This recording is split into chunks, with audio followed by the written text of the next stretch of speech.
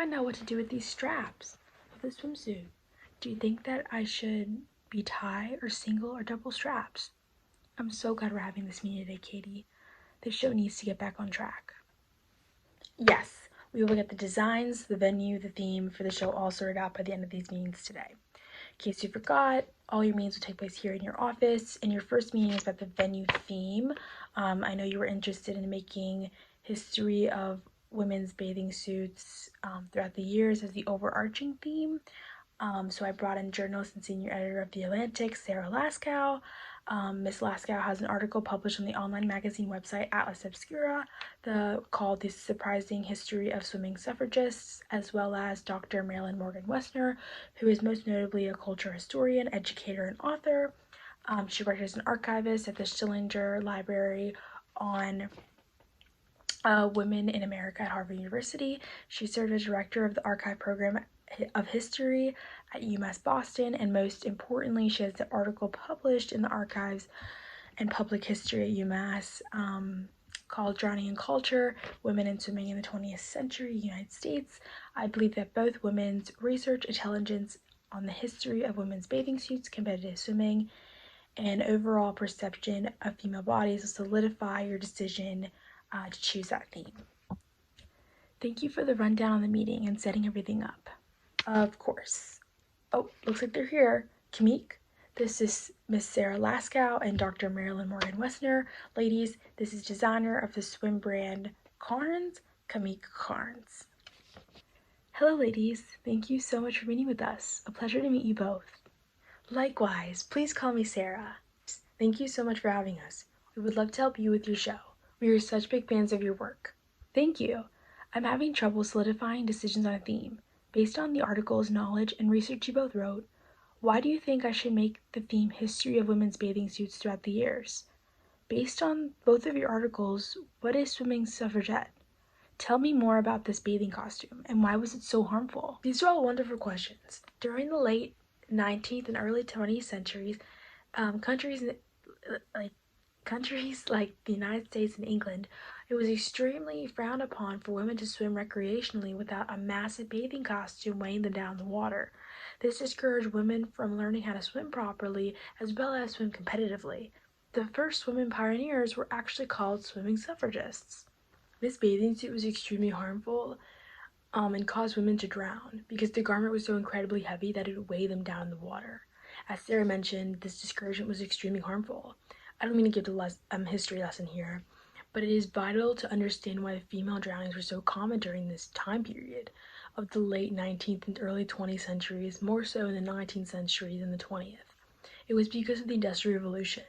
Not only did it allow for the emerging middle class to have leisure and vacation time with families, but this would be spent at lakes and beaches, which would cause a spike in women and child drownings that were often written off as tragedies rather than an actual issue. It was socially and culturally acceptable for women to actively shun the water. Exactly. The Industrial Revolution also became notable for industrial disasters such as the Triangle Shirtwaist Factory fire, but in the case of history of women in swimming, the General Slocum disaster plays a massive role, primarily in the United States. I've never heard of the Great Slocum disaster. Can you explain it to me? Of course. On June 15, 1904, the steamboat the General Slocum caught fire and sank in the East River of New York City. Over 1,000 people perished that day. Out of the parish, it is estimated that 978 of them were women and children. Survivors report to the New York Times that women were so certain that they would drown, they, quote, waited until the flames were upon them, until they felt their flesh blister before they took the alternative of the river. Wow, that's horrible. That's not even the worst part. Most women and children died just a few feet from shore in relatively shallow waters. And of course, for the most part, a majority of the men were okay. This catastrophe caught massive attention and finally called drowning a public health and safety issue, especially amongst women. This is where women began creating different swimming leagues, both recreational and professional. These leagues, such as the National Women's Life-Saving League, later known as the Women's Swimming Association, or the ASA, started fighting and pushing for new freedoms for female swimmers, especially the attire. There soon became a direct connection between swimming, voting, and overall the cultural perception of women's bodies. The WSA and women such as Annette Kellerman, the first woman to ever wear a one piece, fought against critics such as the Amateur Athletic Union, the AAU, that demanded that women should be covered, quote, head to toe when racing publicly. Women during this time finally realized that their physical abilities were being limited by not being able to vote, hence creating a direct connection between swimming, swimwear, and voting, and overall culture perception of women's bodies. Wow, I've never heard of any of this before. That is insane. Thank you for answering my questions. But why this theme? Because these women, the swimming suffragettes such as Annette Kellerman, the world's $1 million mermaid, Hazel Lagur, were often forgotten by so many, and it is important to highlight them, and it is important and this important aspect of the women's movement that is not talked about. Doing this theme will also inspire others to invoke change in the marginalized groups, especially in the United States, that are being affected by high drowning rates, specifically in Latino and Black Americans. Exactly what Sarah said. This is an impactful and essential theme. Yes, I agree. All of your research and knowledge have helped me make up my mind. You've convinced me. Thank you so much for meeting with me, ladies. I know you're probably busy with other matters. You will too have 2 tickets waiting for my show waiting at the front. It was a pleasure meeting and speaking to you both. I have to run to my second meeting. Katie will show you out. Oh, we are so glad. You're making a huge difference. Best of luck. Goodbye. Goodbye.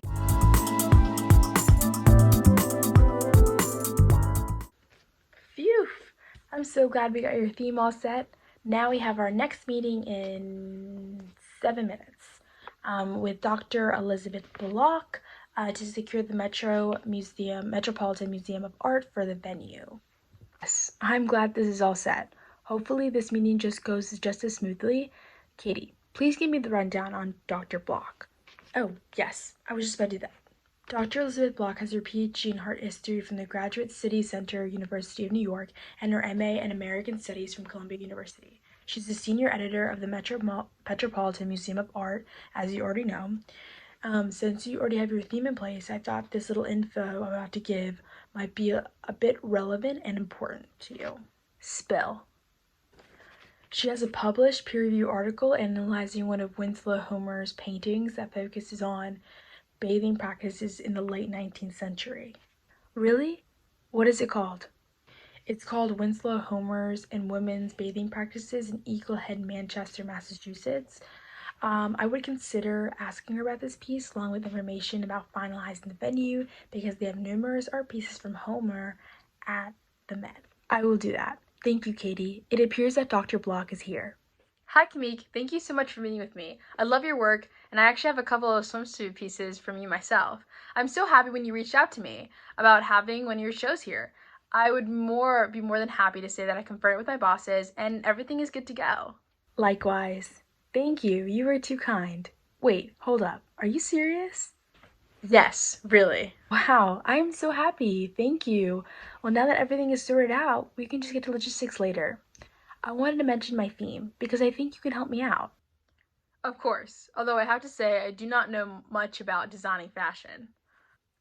No, this is your piece on Winslow Homer's painting Eaglehead, Manchester, Massachusetts High Tide, and my theme is history of women's swimsuit fashion throughout the years. And that particular oil canvas by Homer would go well with your theme because not only was Homer an artist that had quite an interest in the ever-changing world of women's fashion in the late 1800s, but he also drew inspiration from it, and you can see it in many of his art pieces, especially this one. Dr. Block, it's almost like you read my mind. Please further explain why your article about this particular Homer piece and how it can contribute to the theme of my show. Yes, of course. I specialize in this, so you know, so I can go on and on. But in short, this painting was once deemed the most unsettling, mysterious painting only because it does not meet the expectations of a conventional seashore scene. Critics objected to the overt depiction of women in wet bathing costumes with undone hair. This article argues that although the women in the bathing outfits on the beach may have been disturbing within the exhibition setting, Homer's representation of the bathing culture in this period was well within the bounds of acceptability. That is why I think it is very important to display this piece in your show, along with a couple of others that I can handpick for you. Oh my goodness, thank you so much. You are truly amazing. Of course. Now, I'm not meaning to cut this meeting short, but I just got a text that I have a client waiting for me in my office. I will set up another meeting with you next week to get logistics, but I'm so excited to see your show and your work. Of course. You're so kind. Please don't let me keep you. Call Katie and have that meeting set up. Of course. See you then. Goodbye.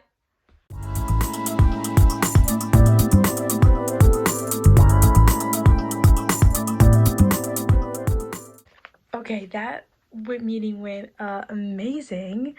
But you still have your final last meeting of the day in about 30 minutes. I know, right? Wasn't she the best? Okay, yes. Give me the rundown about the specialist that we're meeting today regarding the past designs of women's bathing suits, who in turn will eventually help me out with the specific designs I want to curate for my show. Yes, right. I promise this will be extremely helpful. The women you are meeting with are Maxine James Johns and Jane Farrell Beck. Miss Jane Farrell Beck is a retired professor at Iowa State University who has spent the last 12 years researching fashion trends, particularly with women, and how health and societal trends have driven the trends' form and function. She has multiple credible published articles on this and have been cited by over 300 people. The other author, Dr. Maxine James Johns, who has her PhD in philosophy, believe it or not, is one of Jane's former students. Jane was actually her major professor. Crazy, right? They must have had a really good relationship in order to write this article together. Crazy. What is their article called again? Sorry, I got off track. It's called Cut Off the Sleeves, 19th Century U.S. Women Swimmers and Their Attire. Oh, just got a text. They are here. I'll go let them in. Okay, thank you so much, Katie. Good afternoon, Camille. It's such an honor to meet you. I love your work. I am Jane, and this is one of my former students and co-author of the article I'm here to discuss because we heard you were having trouble with some of your designs, Dr. Maxine James Johns. Hi, Camille. Just call me Maxine. It's an honor to help you in any way that I can. No, thank you ladies for coming all the way down from Iowa. The main reason I called this meeting with you two was because I recently established my theme for my show, and I realized that I wanted to incorporate some pieces that embody what women's swimwear used to look like. Your expertise would be extremely helpful. I think your article starts with the late 19th century, and then we can just go from there. Yes, of course. During that time period, specifically in the 1880s, the public baths required girls and women to wear one-piece garments while swimming. There was a particular favored dress amongst the women of this time. It was a single garment with the opening in the lower limbs, arms, and head to pass through, reaching about halfway to the knees, with arms and a neck bare and a button fastening the garment in the back of the neck.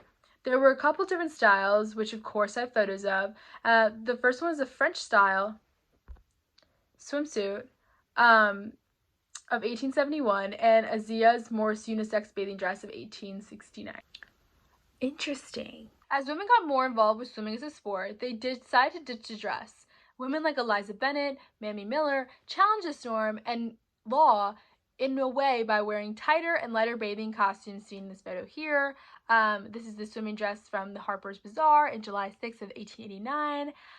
This particular swimming dress lower part that had a lower part that barely reached the knees, and there were no stockings or skirt in this particular design.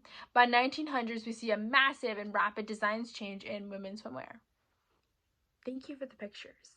But what prompted this change? Women realized that the swimsuit that were imposed on them to wear not only threatened their ability to swim in races, but also their livelihood.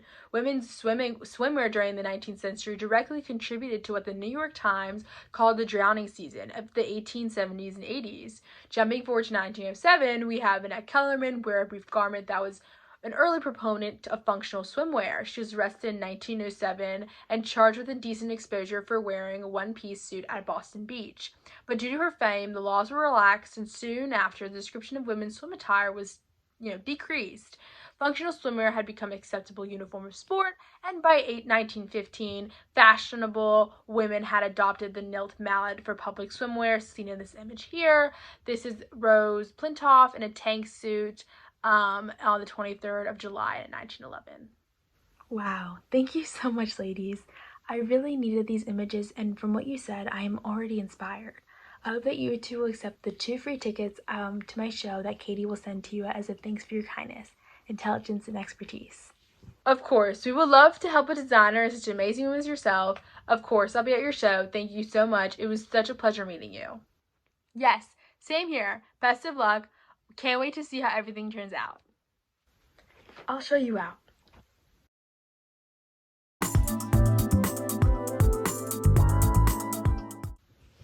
Katie, I feel like this show is going to be amazing and is back on track thanks to you.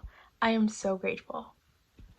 Of course, now, enough talk. We have a ton of work to do.